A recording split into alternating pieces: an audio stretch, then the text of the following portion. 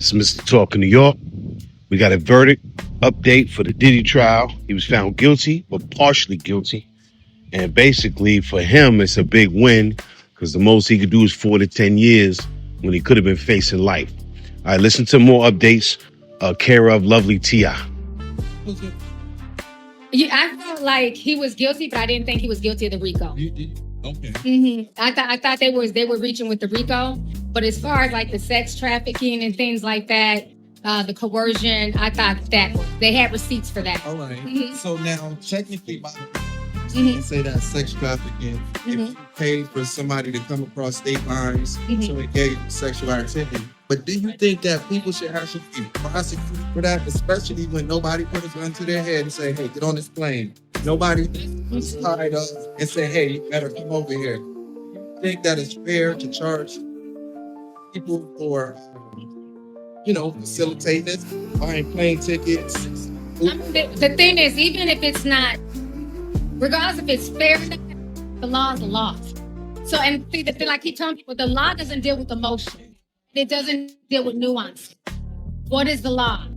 It is because a lot of these men that were in the whole sex thing, like these male prostitutes, they don't feel like they were being exploited. They don't feel like they were being trafficked, right? But the second I invite you over to engage in sex in another state and money changes hands, you are a prostitute, sir. Okay, so it's okay to give yourself away for free, but it's a problem as soon as you get something. So if somebody gives you a gift, something like that, do we really need to apply that?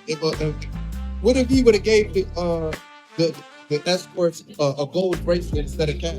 That's still prostitution? It is, because I think when you have to take the whole context into consideration, it wasn't just like, okay, we just want to do some freaky stuff for the night. We're in Vegas, one time, our honeymoon, let's invite, let's do a threesome.